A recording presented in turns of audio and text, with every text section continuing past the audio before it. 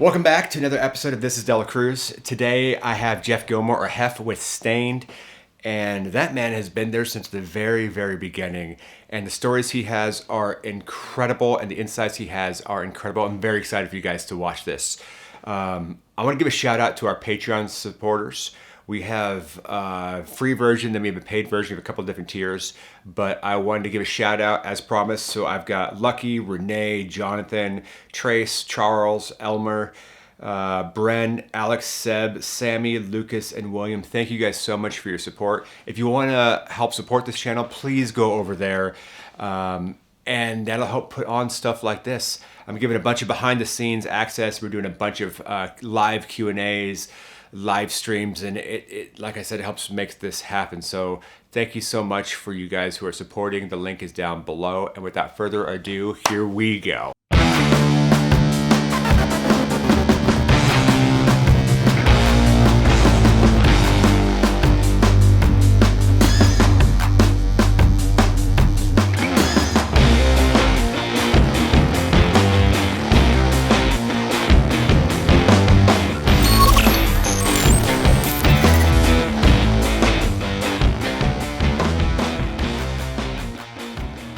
I am here with this beautiful man. Look at that. Look at that. Jeff Gilmer, or Hef. He runs sound for Stained and Aaron Lewis. All right. Couple questions. Yep. I'm sure I'm gonna have more than two though. Let's rewind all the way. Where are you from? I'm from Westfield, Massachusetts, which is just outside of Springfield. I was a house guy in a club, and I used to mix all the guys in Stained and all their bands prior to Stained.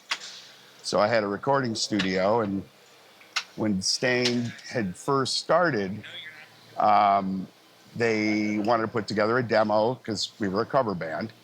And they came into my studio, and we recorded a bunch of covers. And Mike had said to me, "Hey, man, I got some original stuff." I'm like, "Well, I'm here, so when the time comes, let's do it." So probably within a year, they came back and we recorded what eventually became Tormented, which was the CD that we went to it was this band from Hartford that I used to record. And drummer calls me up one day and he's like, "Hey, man," he goes, "we got an offer to open for Limp Bizkit at the Webster in Hartford." He goes, "But we can't do it." He goes, "Do you think the guys in Stained would?" And I was like, "Well, I mean, I can't officially answer for him, but I'm going to say yes." I called Mike on the phone. I was like, "Hey, man, you guys want to open for Bizkit at the Webster?" He's like, "Yes." So we went down and did the show. We met Fred, and he heard Aaron sing, and that was it. He said to us that night, he's like, "I'm going to get you guys a record deal." And we got in the van and we drove back to Springfield. And we all laughed because you heard that back then, and Sure. we didn't think anything of it. 2 months later, we were in Jacksonville living in sleeping bags on the floor of Fred's house, writing songs, which became the first Stained record with a major release. And then a couple of months after that, we were out in LA doing showcases. And then by late summer of '98, we were in Seattle recording the first record with Terry Date. And it's been a hell of a roller coaster ride, but I quickly learned that in order to do this, you have to adapt and overcome. And I've been extremely lucky. I'm very blessed, and can't see myself doing anything else in life. So you've not even been with them since day one, since day Before. negative, Yeah. like whatever. Yeah. The bass player, he came up to me last summer, and he said to me, he goes, "I've been thinking about it." He goes, "You've been mixing me for 37 years. He's like, "You've mixed me in every single band I've ever been in my life." And I stood there and I thought about it, and I was like, wow, he's right. Mushock, I met right around the same time in '86. I bought my first PA in 1986. And once Stained got a deal, I sold all my gear because I wasn't going to need it. Yeah. And a bunch of gear just fell into my lap 2019, I guess it was. And yeah, man, life's good. I got nothing to complain about. All my problems today are all luxuries. So what got you into running sound to begin with? I was in a band, like most of us. And I swear I'm making the failed musician t-shirt. I have to do that. well, I was a hack guitar player in a band, and I was horrible, but I had a lot of fun. And my dad was a businessman, and he would say to me, "So your band plays out every weekend?" He goes, "Do you guys get paid?" I was like, "Yeah." He goes, "Do you make any money?" And I went, "No." He goes, "Well, where's the money go?" I said, "Well, we have to rent a PA and a light show." And he said to me, he goes, "Why don't you buy the PA and light show?" And I looked at him, I went, "Dad, but I'm in the band." He goes, "So?" I'm like, "Dad, you don't understand. I don't want to be a roadie. I'm in the band." And he was like, "Well, I mean, if, things ever change and you change your mind, I can help you buy a PA system." So like all bands, our singer quit. And within like months, I opened up the old Carvin catalog and it said concert sound system. And I looked at it and I pointed at it and I went, "Dad, I want this." And about a month later, a semi backed up my driveway with a bunch of boxes and they dumped the PA in my driveway. And I didn't know how to set it up. I didn't know how to run it. I didn't know how to do anything. And I used to pay this guy, his name was Nick. I don't remember his last name. And I used to pay him $50 a night to teach me how to do sound. And in the meantime, the agent who was booking our band, she said to me, she goes, "I can book your PA more than I can book your band." So I started doing. I don't know what this says about your band. Well, like I said, we were horrible. But I started doing these battle of bands. And this guy, Nick, again, was supposed to teach me how to do sound. Well, all I learned from him was that he smoked Marlboro Lights and drank Miller Lite. So one night we're in this bar, and one of the bartenders, and this is pre-cell phone, so he calls. He goes, "Hey, who's Jeff?" I'm like, "Yeah, that's me." He goes, "You got a phone call," and it's the guy Nick, and he says, "Yeah, man, I can't make it tonight." He goes, "Can you do it?" I went, "Well, I guess I'm gonna have to figure it out." And after that day, that was the last time I ever worked with him. And my drummer at the time was my lighting guy. And I'm mixing, and it's horrible. And he would look over at me, he'd be like, "It sounds awful." And I was like, "I know, I'm just turning the knobs. I don't know what I'm doing." And I did that for quite a while until it takes a while to figure it out. And it did for me. It definitely wasn't an overnight thing where all of a sudden I understood gain structure. Sure. Honestly, I didn't learn gain structure until the first time Stained ever played a stadium opening for Limp Bizkit.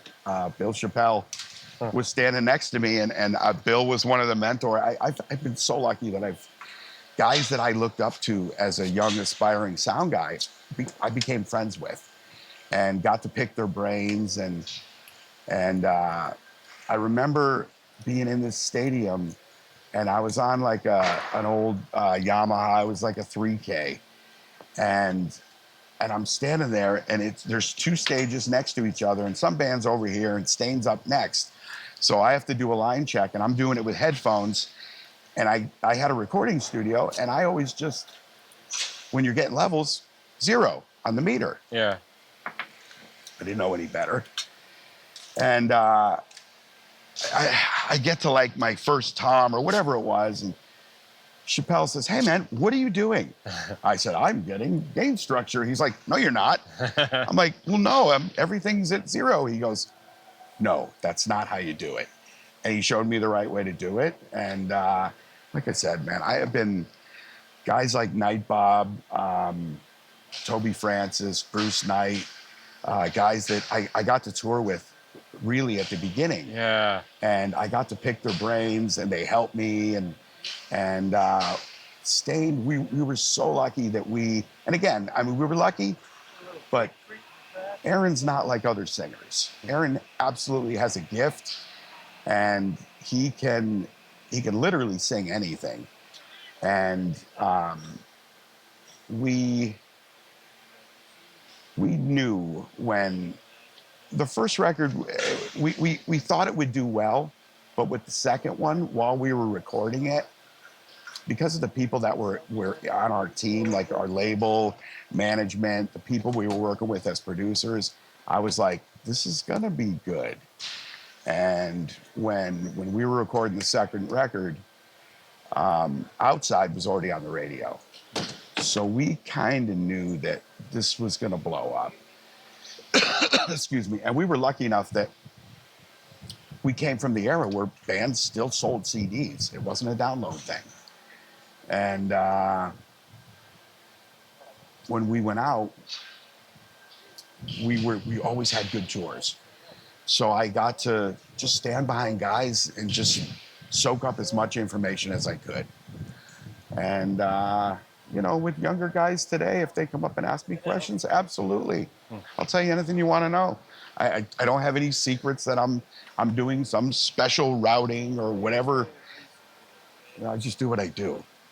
I try to learn new stuff because, I mean, honestly, I learned some new stuff from one of your things with one of the Scoville things that you did. We had 2 weeks off, and he's talking about digital gain structure, and I'm like, what is that? I've never even heard of that. Who even knew that existed? So I'm like, well, maybe I should watch this. And I watched it, and I went, oh, I think I need to take some notes here. And I went back and reevaluated what I was doing, and I was like, you know what? I wasn't too far off. I was already starting to go down that road, but I wasn't really sure why I was doing it. I was just doing it for a convenience thing. And since then, I made some adjustments to the Stained mix and also to Aaron's, and it's worked out great. So thank you. Sure, no, thank you. Yes, one person watched the video. Yeah.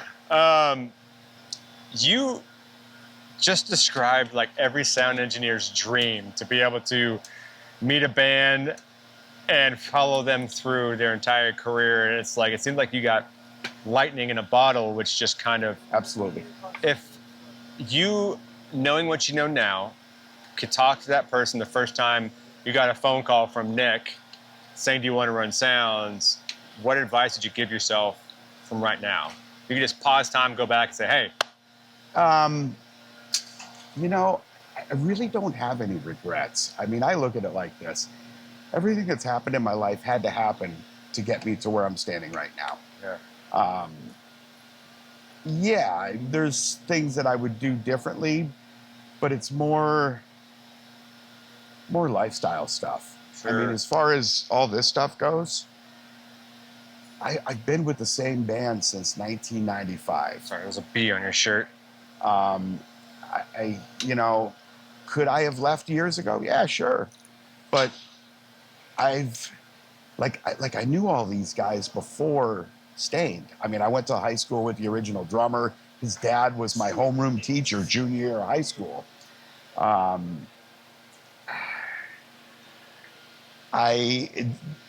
Is it comfortable? Absolutely.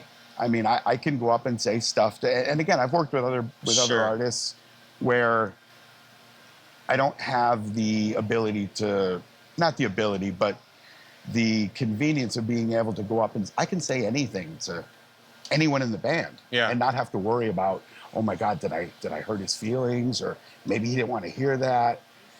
I grew up with them. We all grew up together. Yeah. So I can say whatever I want to say. And again, it's been really awesome. I tell young guys when, you know, sometimes someone will say, hey man, you know, how do I get to where you're at?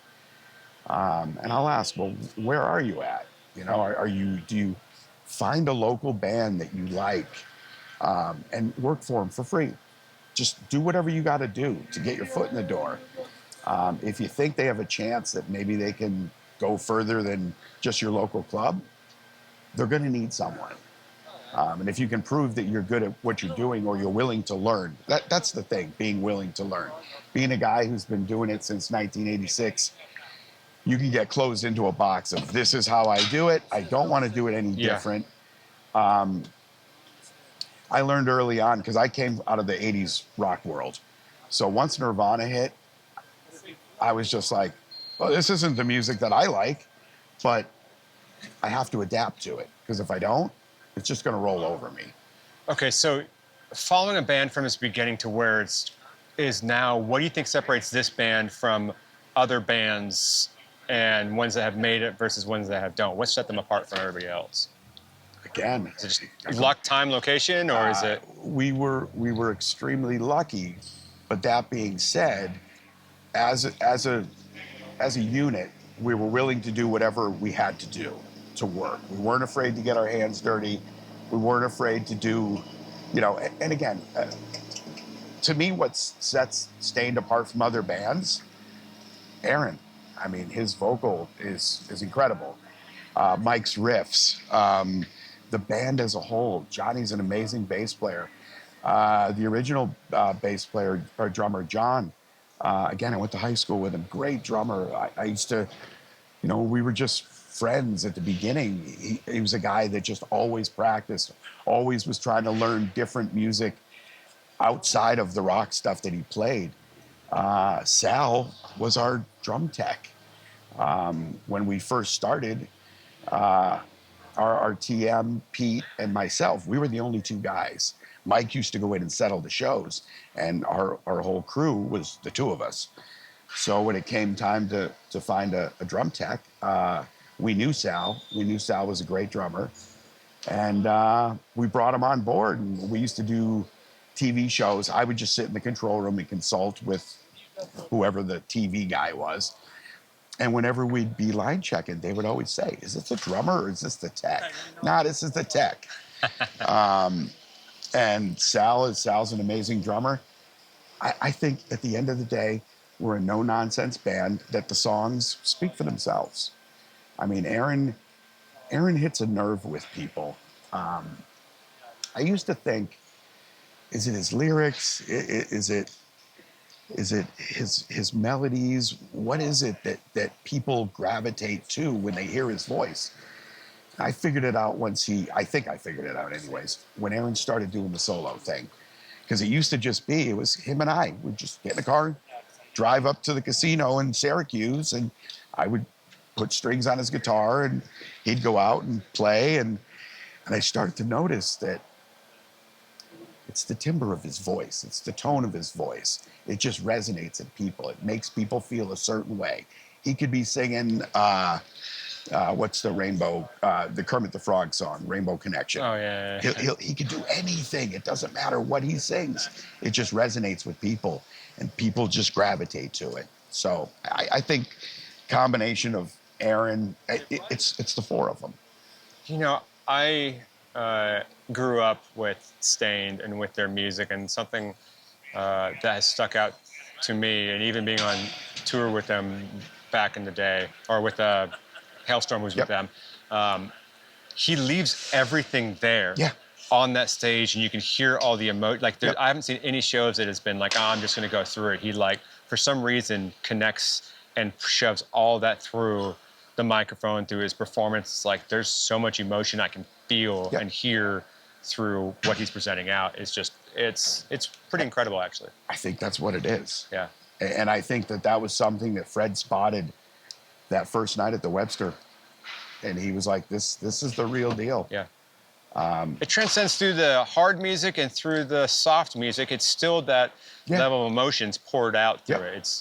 It's truly incredible. Yeah. Now, coming through touring in the 80s through now, my family was in the music industry, and they told me they didn't want me to get in the music industry because they knew what it was like.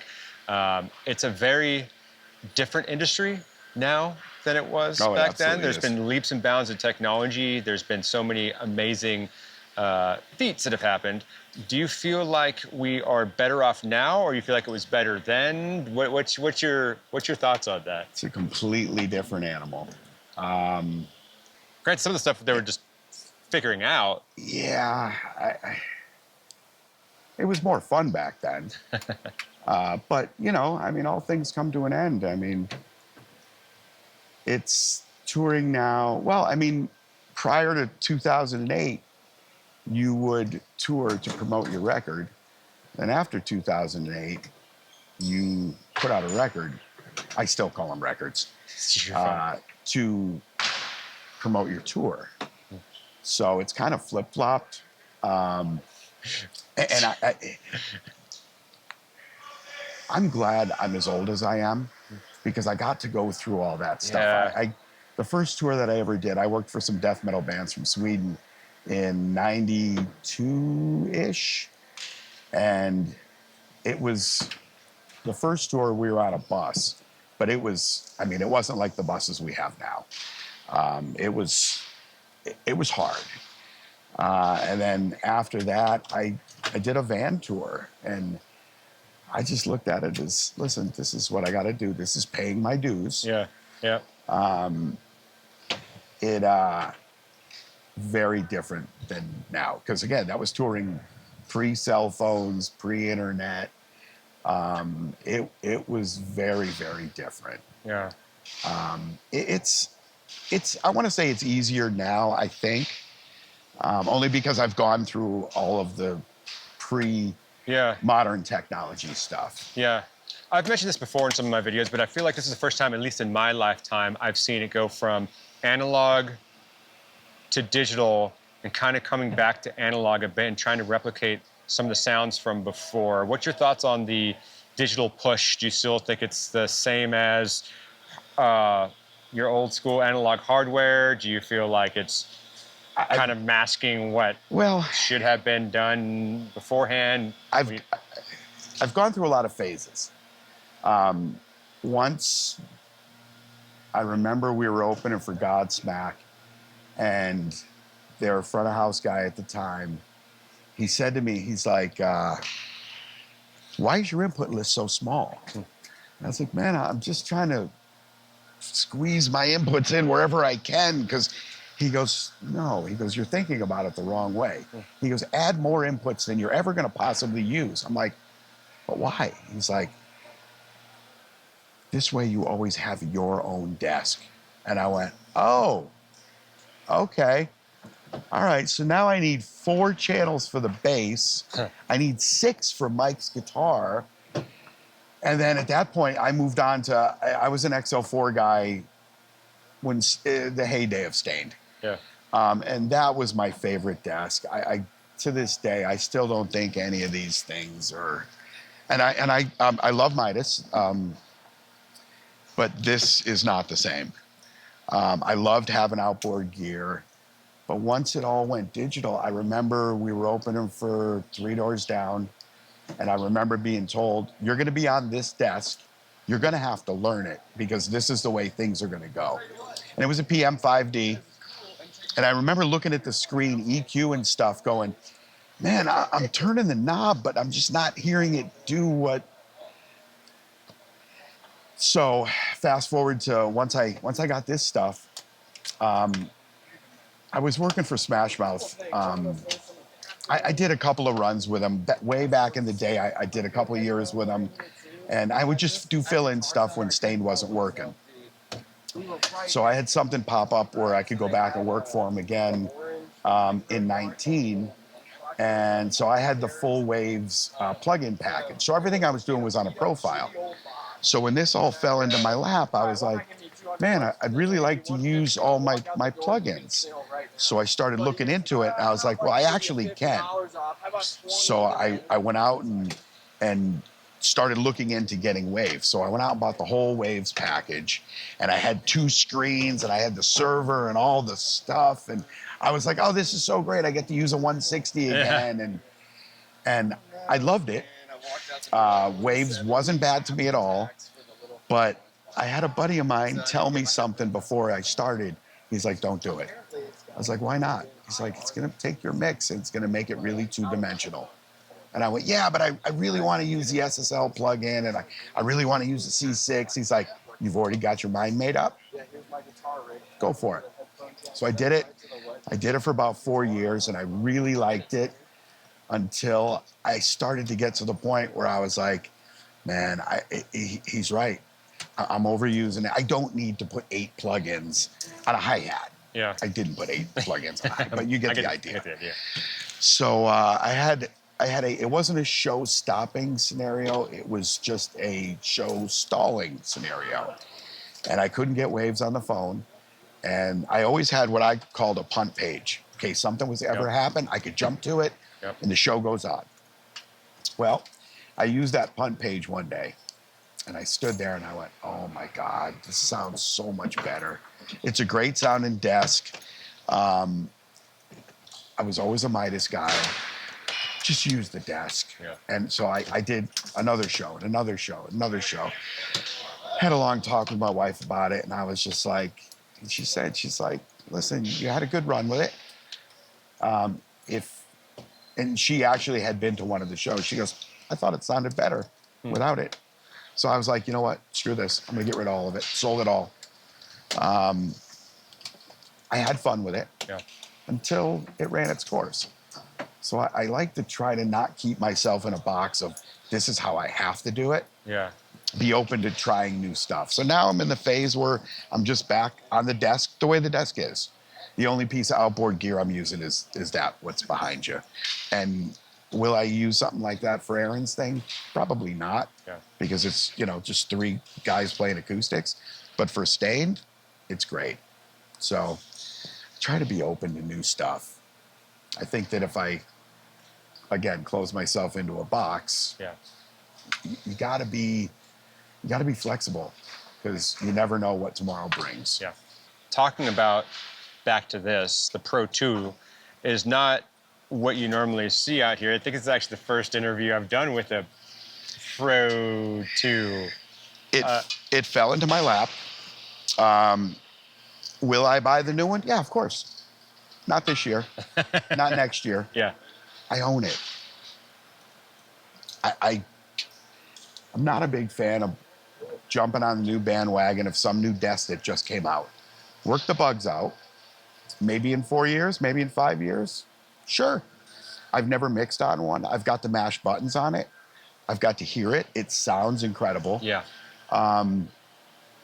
It looked really cool. It was fun to mash the buttons on it. The way you can get around the desk, I think, is great. I'm a little limited. I wish I had some more bussing stuff that I could do, but it's fine for what I do. Yeah. It works for this. It works for Aaron. And at the end of the day, like I said, I've always been a Midas guy. People have said because they don't, service or support the old desks, why do you stay on that? Because I own it. Yeah. It works. Okay, we talked a little bit off camera about this, but could you tell me a little bit about these near fields and your decision to go with near fields? Yeah. So I've been doing this since 1986. Yeah. I would see guys that are my age with near fields, and I was just like, why are you guys doing that? There's a PA right there. It takes you, for me anyways, it's been my experience, that it takes you from standing right here and puts you right into the PA. Yeah. So you literally can hear everything that's going on. You're not using it instead of using it to support, and you got a cohesion here, so using... So all I do is I just time align them, and I just crack it in just enough so that it's right here in my face, as opposed to being 100 feet away. Yeah. For the stain thing, it's a little more, I call it fluff. Do I need it? No, I don't need it. Yeah. But I like having it. With the Aaron thing, it really helps because he's playing acoustic and his crowds are really, really loud. Yeah. And sometimes, I've guys that say, oh, this is acoustic. You've only got 6 inputs. This is probably the easiest thing you've ever mixed. I don't look at it that way. When it was just Aaron by himself with an acoustic guitar and his vocal, I have 2 inputs. There's nothing to hide behind. If one of my inputs sounds bad, that's half my mix. Yeah. I look at the acoustic thing as it's actually harder because, again, there's nothing for me to hide behind. Yeah. And I mix the 2 very differently because they're 2 totally different entities. Sure. What piece of advice would you have for audio engineers that would immediately make their lives easier? Don't get so close-minded on certain pieces of gear or equipment that you aren't willing to or be open to learn new things. Just like I said, with the near fields, when I would see these older guys, what are you guys doing? And then I tried it one day and I went, oh my God, This is a complete game changer for me. This is how I'm going to do this moving forward. And in a year, I may look at it and go, yeah, I'm done with that. Yeah. You know what I mean? Just be open to roll with new ideas. Again, being my age, when you get stuck into things, this is how I've always done it, so this is how I'm going to do it. You kind of limit yourself. Yeah. You got to be able to mix and do, because I mean, a lot of the artists that I've worked for aren't Stained. I've done some pop stuff. It's a completely different animal. Yeah. So you got to be willing to learn new things, and I think that's really anything in life. That's really good, because I remember like when I was starting off, I was so afraid to step out there for failure, and I got really comfortable in my ways with it, and it's okay in some aspects to fail. If you don't mind me asking, what do you feel like in your career has been like your biggest failure, and what did you learn from that, and what do you take away from that now? I try to look at life as a whole. Yeah. If you learn something from, let's call it a mistake, it's not really a mistake. If you never do it again, and you've learned something from it, I like to call them learning experiences. You got to be able to roll with everything that comes at you. Yeah. And failure. Many gigs I've walked into that weren't this, that I was like, man, I'm really nervous about this. I really want to do it, but I'm really nervous. And man, I hope I don't fail. Just go out and do your best. The only time you fail is when you don't pick yourself up and do it again. Yeah. You know? Yeah. It's a really cool job. I mean, it really is. Sometimes I forget that because I've been doing it for so long. And because I wear multiple hats out here, I never wanted to be a production manager. I never wanted to be a tour manager, any of that stuff. We always had those guys with Stained. And it just kind of fell into my lap that, oh, you're going to be the production manager. Okay, cool. I mean, I can do it. Yeah. All the production managers or tour managers that we've had over the years were all good friends of mine. So when it fell into my lap, there's so many guys I could just call. Hey, man, how do I deal with this? Yeah. Don't be afraid to reach out to people. Don't be afraid to ask questions. Nobody's going to judge you because you don't know what that knob does.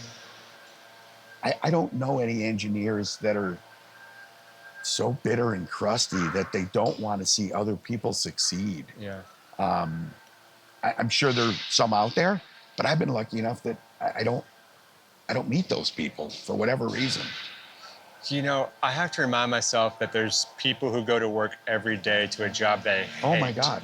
And I am so blessed to be able to do this. It's very special, but at the same time too, there's a very realistic side of touring that I don't think people really know and really want for it. Yep. Because a lot of people want to do this and see it for the concerts. There's so much that goes on behind the scenes, and I kind of, with this, want to give an unfiltered, realistic expectation. Is like, yes, you're running sound at a bigger level, but there's a lot of sacrifices on the back end, be it personal, be it relationships, be it quality of life, be it, you know, this isn't for everyone. Temptations with different stuff. You're sacrificing a lot to be able to do this. I had a kid a week or two ago. I'm breaking down my stuff at the end of the night, and somebody asked for a set list, and I carry errand picks with me always, and set list. It doesn't mean anything. If it's gonna make this person smile, cool, man. Yeah, you can have my set list. Kid was walking by. It was Chicago, and where front of house is, they're literally right there behind you. And I'm breaking down my world, and the kid walked by, and he goes, I'm gonna be where you are someday. And I looked at him, I gave him a pick, gave him a set list. I was like, good luck, buddy. I hope you achieve, you know, all your goals that you set for yourself in life. Hopefully you'll be a tour, see him on there. So with that, I've had. There was a kid who he was a security. He was doing security at front of house. 2001, 2002, when Stained in the heyday, and he came up to me years later, and he said, I became a sound guy because I saw you that day, and you looked like you were having so much fun. And I was like, well, it was 2001 or 2. I probably was. But yeah, I was like, oh man, that's really cool. Yeah. I would have never thought, back in 1986 that I would have changed somebody's life. It's kind of weird to think about, but So with the new engineers, what do you think is the biggest mistake young engineers make? what I hear, and it's just my experience, and I used to do the same thing. So I'm no different than what they were. And I've heard somebody on one of your things say this exact same thing. Mix as a whole. Listen to understand how music is recorded and how it's presented, and listen to all different kinds of music, not just metal or whatever it is that you're working on. This way you understand where a kick drum is supposed to sit in the mix. If you're mixing some super metal band, okay, so maybe it should be a lot hotter than it should be if you're mixing a classic rock band or something like that. A lot of times I hear kick drums that it's just like, oh my God, Yeah, lead it's kick. louder than the guy's vocal. And it takes a while to, and I used to do the same thing. Yeah. Man, listen to that kick. That is awesome. But, nobody goes home humming the kick drum. Yeah. I hate to say that, Yeah. but it's true. Yeah. If you have a singer that is as incredible as the guy that I'm fortunate enough to work for, utilize that. People relate to the vocal. Out here, we hear things differently. I try not to get too hung up on, man, my kick tonight was blah, or my snare just didn't pop the way I wanted it to. It's okay. Tomorrow's another day. It's the vocal. I mean, it's listen to music. Listen to how music is produced. I have a handful of producers that I consider different categories are the greatest of the great, in my opinion. I was a huge Bob Rock fan. Everything that he did. I was fortunate enough to meet him once and tell him, and super nice guy. But I think that greatest rock producer, Mutt Lange. But that's Mutt. You don't get, you got records that take years to make because every single thing is just absolutely perfect. And then I listen to Bob Rock records and I'm like, but that's, again, I was an 80s guy. So to me, songs have to have melodies, songs have to have direction, verse, chorus, bridge, everything. That's why I think that bands that start off as cover bands, to me, write better songs. Because they understand that, songs were written a certain way for a reason. Yeah. I think. And sometimes when you hear stuff that's, he started writing songs when they're 16 or 18 years old, and this is our first band. Doesn't always work out that way. I was fortunate enough to mix a band that became super successful as their first band. Yeah? You're from Pennsylvania, right? No. I thought you were. No, Washington State originally. Oh, okay. I've been in the South for about last, 13, 15 years now. I did live for like 2 years, and it was just filling in, in between Stain runs. And the first show that I mixed them was at the York State Fair.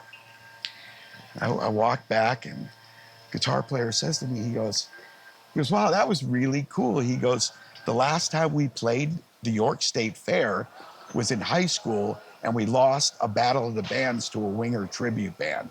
I was like, wow, that's kind of weird, but cool. And again, that's a band that, they literally, that was their high school band. Yeah. And that was another thing with, because the way Stain tunes, or used to anyways, on the older stuff, everything was really, really low. Yeah. And I used to have to try to figure out spots to put the guitar, shift the bass down a little bit, put the kick drum a little bit lower than I normally would. Yeah, because everything kind of Yeah, and it wasn't until I started mixing Smash Mouth and then live where they tune, I call it standard, half step down, that I just threw the guitar up and I went, oh wow, it just fits right where it's supposed to be. I don't have to do anything. And then when I went back to Stained, I was like, oh, okay, I get it now. This is why I think learning theory is good. Like there was a time where if you would come out of a school and you were an engineer, I could tell in seconds. But now, no. There's guys that I've worked with that are right out of those schools that are incredible. I have a couple of buddies of mine that have done really, really well for themselves. So I kind of look at it like, cool, learn what you're going to learn in school. Yeah. But this is the real world. Take that book, just put it away.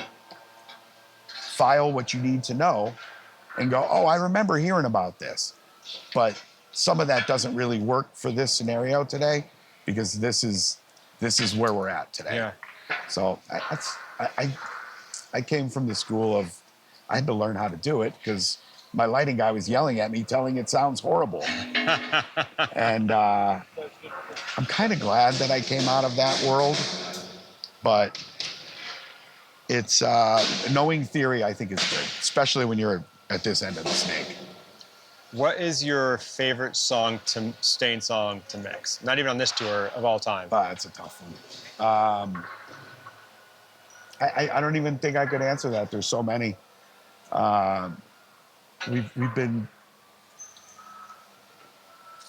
been so lucky that I've got to work for a band that I enjoy their music. Yeah. So it's not like I have to stand back here every night and be like, oh man, I got to listen to this song again. Some of our biggest hits, listen, if I'm driving in the car and it comes on turbo or whatever, do I change it? Usually. Yeah. But, it's not that I don't like it. It's just, You hear it a lot. Yeah. So, is there any songs, since you've been with us from the beginning, is there any songs that have a different meaning to you now than when you first heard them, as you've kind of grown with them and seen them and it's evolved? These guys were a lot younger, you were a lot younger then, and now has changed a little bit for you and holds maybe a different place in your heart? The night that Outside was recorded live on Family Values 99,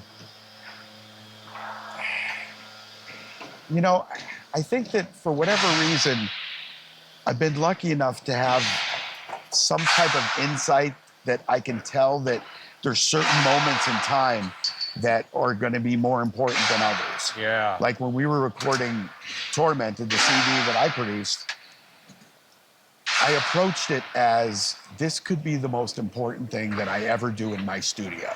And it turned out that it was. So I approached it with the attention that I really thought that it deserved. Yeah. And the same thing with when I heard that we were going to record Outside, because he had never done it live before, with Stained anyways. When I heard that he was going to come out and do it, I was like, okay, this could be one of those moments where, make this one count, because this could live on forever. Yeah. And sure enough, it did. No. Is there, I know that it'd be very easy, especially being with the band for a long time, to be kind of autopiloting through stuff absolutely. And just like, okay, this is the 1000th time I've done this. How do you keep fresh and keep renewed, especially with advancements in technology and stuff, but even just for yourself? Like, I'm sure it's got to the point at least one time you're like, okay, this is kind of the same thing. How do you not combat that, but how do you work through that kind of stuff? Well, Stained stopped for 12 years. And I remember when we started up again, I was like, I got to remember how to do that. And I'd mixed, but just not Stained. Yeah. Absolute muscle memory. Certain parts of songs come up and I go, oh yeah, that's right. Boom, here we go. And I'd stand there and be like, I'm never going to forget this. Even after, long periods of time breaks, it's absolute muscle memory. I try to, I don't listen to a whole lot of modern music. I was flying the other day and I was scrolling through some music on my I use an iPhone instead of an iPod, whatever. Sure. I listened to the whole first Boston record, and I listened to it, and I'm just like, man, this stands the test of time. You listen to it. What's the guy's name? Rick. Piotr? Yeah. His What Makes This Song Great. Yeah. I remember watching the one for More Than a Feeling and listening to him go through it, isolating tracks and be like, oh my God, I've never heard that before. I love old classic rock music. The way it was recorded. And I love Joe Walsh. One of my favorite, I've got a bunch of favorite Joe Walsh quotes, but one of my favorites is somebody asked him about Pro Tools. And he said, if we had Pro Tools while we were recording Hotel California, we would still be mixing Hotel California. I loved, when I had a studio, I used to love tracking. I hated mixing. It was so tedious and it was just like, well, I mean, we could turn the snare up 1 dB for that one hit. And this was, I had black-faced ADATs with a Mackie 32x8 with their automation, which was, all it was up, down, on, and off. And it didn't always work right. And it was just, this is so different because to me, it truly is a performance and it's gone. Nowadays, everyone's got a cell phone, so I can go back and listen to it and be like, oh my God, the snare sounds horrible. But whatever. I like mixing live 100% more than mixing in the studio. Is there any genre of music that you really want to mix that you haven't yet? Well, there's stuff that I never thought I would mix. Yeah? In 1986, if you had said, you will mix a country artist, I'd be like, you're out of your mind. And here I am. It's very different. Again, be versatile. Be able to do different things because you never know when that call is going to come. So for the different genres you have done, is your approach to mixing still essentially the same? No, I try to approach, I listen to what it is and say, okay, this is what I'm going to do differently. My rock kick drum is not going to work for this. Yeah. Or that kick drum isn't going to work for this. Yeah. Or whatever the instrument is.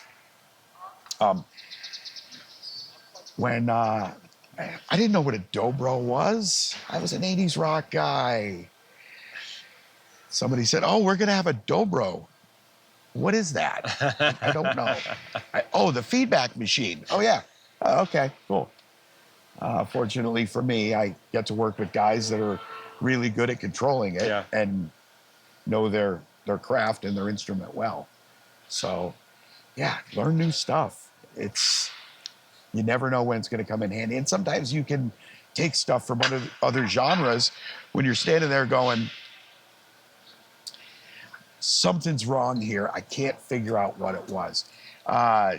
Jim Jakubowski had a book. I was day off. I was in some record store and I saw it and I bought it. I forget what it was called. And I'm reading it and he said something about he was mixing, was it Julio or Enrique? I think it was Julio. Okay. And he said how he put this little bump up top in his EQ on his vocal. And it just opened up the vocal where all of a sudden it just came to life.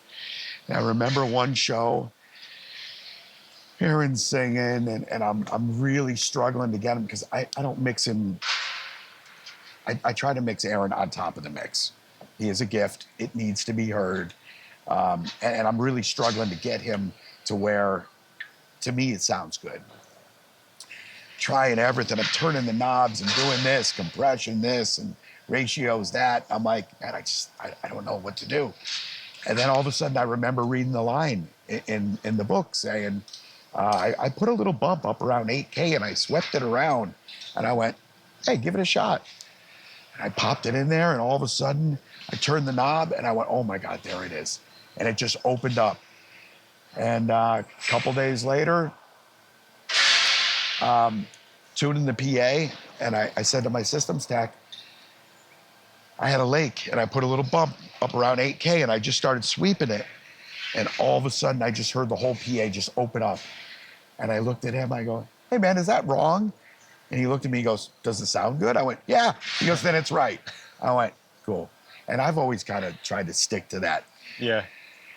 Who cares what it looks like? Yeah. If the theory isn't exactly what it should be, who cares? Does it sound good? Use your ears. Don't use your eyes. So I know there's a bunch of people who look up to you, especially some of my peers. Oh, thank you. Who are some of the people you look up to? Oh my God.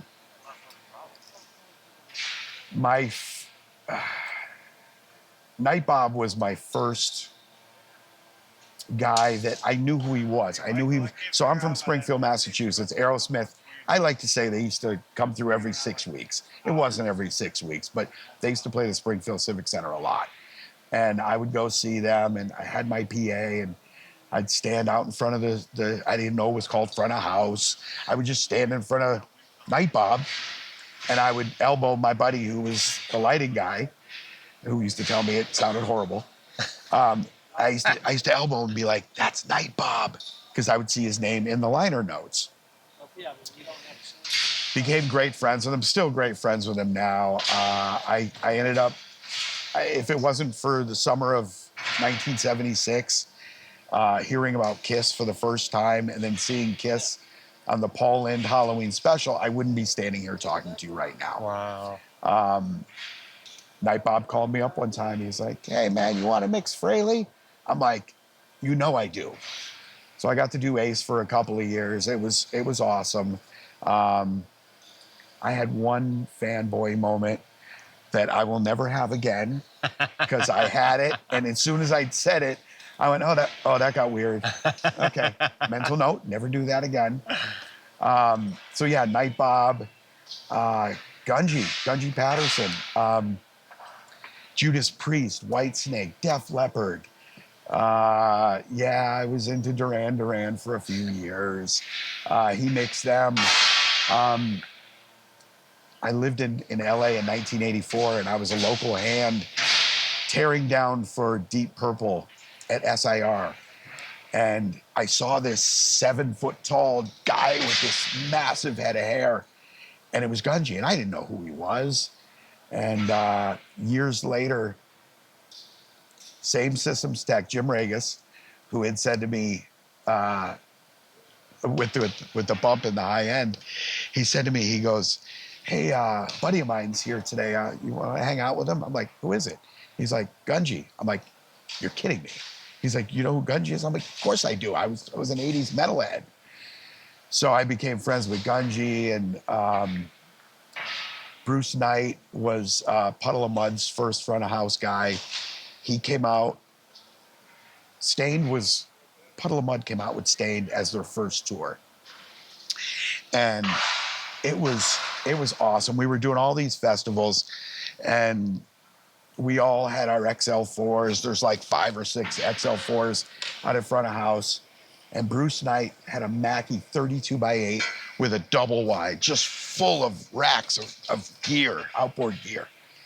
And all the front of house guys would all stand there, and they'd look at this guy with this stupid Mackie desk. And every single night, lights would drop and Bruce would smoke all of us. And I'd be like, there you go, man. This guy's, he's a legend. He's amazing at what he does. Yeah. Toby Francis became Puddle of Mud's second guy. We went to Europe, and I would just stand out in front of house with him, and I would just mention a band name and just let him go and just sit back and listen to the stories. He totally does that. And it was great. I'm sure he knows everybody. And it was great because it was Toby and Elwood. Elwood was on stage and Toby was out front. So to tour with the two of them it was really cool. And Bill Chappelle took me under his wing. I met him. He was mixing Biscuit and then Korn, and we toured a lot with both bands. So it was one of those things where it's just like, just follow him around, watch what he does, stand behind his desk, figure out what he's doing. There were so many guys, and guys that I talk to now. Cohesion. I don't want to say that I was. I was a little. Wasn't really sure if that's the route that I wanted to go. At first, it was a financial thing where I looked at it and went, well, the boxes that I want, it's too much money. I looked at Cohesion, I looked at the price, I went, well, maybe I should give it a shot. I called Frank because I knew Frank had probably the most experience on it. I'd mixed on it once and I liked it. We were opening for Disturbed and Brad Divins was mixing, and I love Brad. Brad's, when you see how much he does with, he's able to put together a mix that doesn't have to just bowl you over, and it sounds so good, and everything is there. Doesn't have to be 106 dB. Whereas in the old days, I'd be like, "Are you gonna turn the PA on?" And to stand behind a guy like Brad and just be like, "Wow, this is comfortable," and everything is there. You can hear everything, and everything is as it should sound. Yeah. We opened for them, and I was like, "Man, the rig sounds good, but I'm not sure if I want to go that way." I called Scambalone.